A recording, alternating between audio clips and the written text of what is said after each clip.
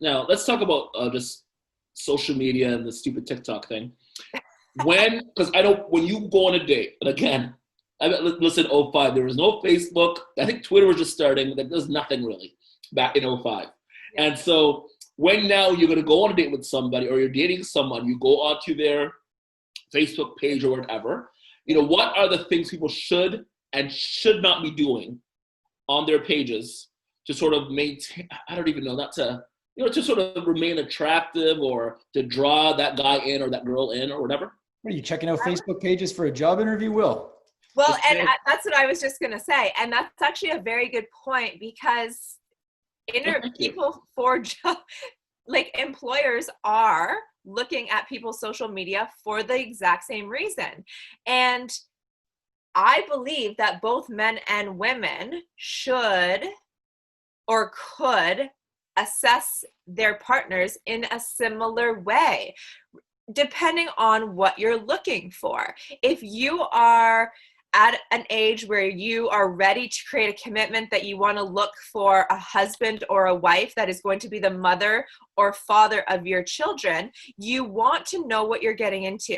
Now, you're not going to know everything, and everything that you see on their social media, I promise you, is not exactly who they are. So you've got to take that as a grain of salt. But at the same time, if you go on somebody's social media and they're flashing themselves naked and getting trashed every weekend and having no consideration of the lifestyle that you would want to create with them, that's an indicator to have a conversation with the person. Right.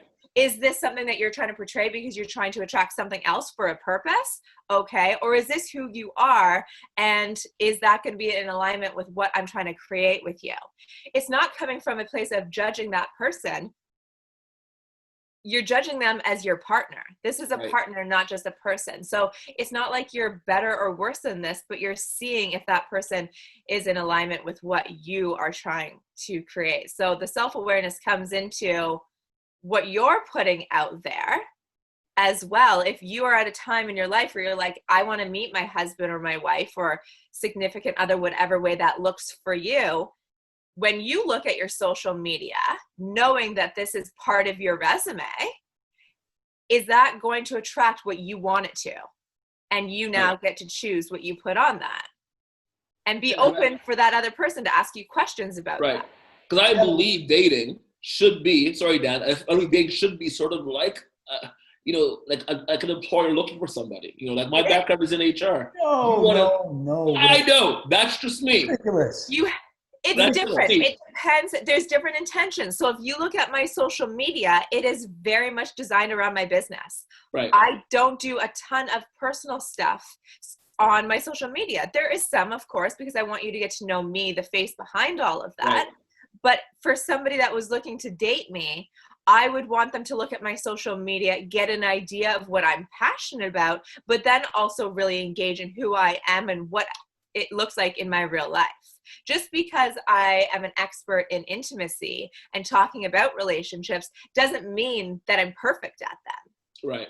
You know what I mean? So you need to understand the difference. So if you're looking at someone's page that you know is designed around the nature of their business, it's your responsibility to get to know them as a person. And even if they aren't, social media is very easy to be someone that you're not. So it's still your responsibility to not make full assessments or expectations or assumptions, You've got to get to know that person and ask a lot of questions. Get curious. Yeah. Stop giving answers and start asking questions, and you'll learn a lot more. That's good. That's good advice. Mm-hmm. Dan? No, you ruined it when you cut me off. Because you ruined Get out of here. That's your question there, bearded man. It wasn't a question. It was a statement. But then she morphed into it afterwards and covered off what I was going to say. So it was really good. It was really good because you're diving too deep into this whole social media profile. See, for me, if I'm looking at somebody's social media profile, I'm doing it to find out what they look like. And then the rest of it, I'll find out when we meet in person, because anybody can write anything that they want. Like if my wife ever would have seen my Facebook page before she would have dated me, she would have ran away with a 10-foot pole, because there's like fallen down drunk pictures. Oh, yeah. There is like pictures when I was 40 pounds heavier. It would have been an absolute disaster, right? And those are things that, sure, I've woken up in a snowbank in my underwear before, but that's not a regular Oh, I occurrence. miss those days. But you know what? Those moments are the ones that people take pictures of, right? And they end up going on social media. And I'm not that pretentious that I delete all those, right? So they're there, but I would never dive so much like I'm doing a job interview into somebody's personal pages, right? So I can say two things to that. 100%. You can I wouldn't even assume that that person necessarily 100% looks the way they do on social media, because now with the amount of filters and apps that can change the way you look and lighting and poses and all these things, you even don't even know that. However, this comes back to the self-awareness where I wouldn't necessarily say presumptuous or whatever. What was the word that you used that made you not want to take your photos off?